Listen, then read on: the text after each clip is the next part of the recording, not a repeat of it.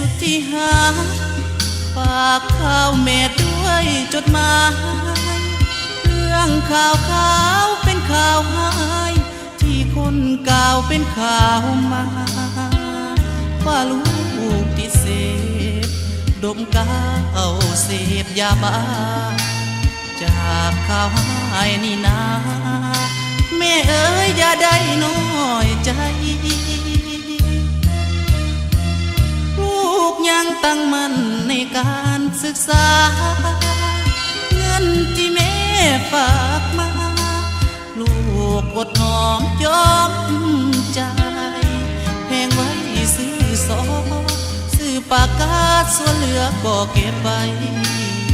อีกภาคคำลูกยังได้จ้างเรียนเพิ่มภาษา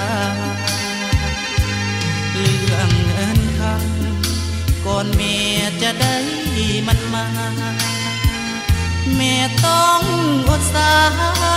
ทุกยากลำบากแม่ทนขายเป็ดขายไก่ว่าออกมามันอีตนลูกเกิดมาเป็นคนขอคุณค่าน้ำนมแม่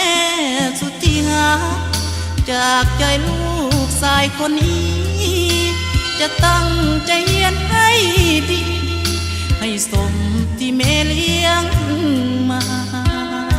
สมค่าน้ำนมให้สมน้ำผักน้ำปลาเป้าหมายที่ลูกตั้งตาคือใบปริญญานะแม่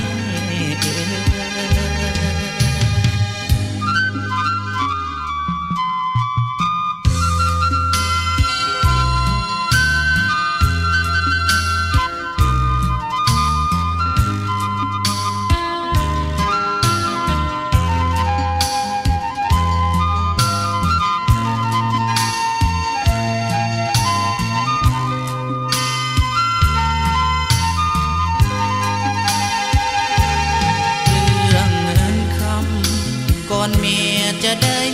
มันมาแม่ต้องอดสาทุกยากลำบากแม่ทนขายเป็ดขายไก่ว่าออกมามันอีตนลู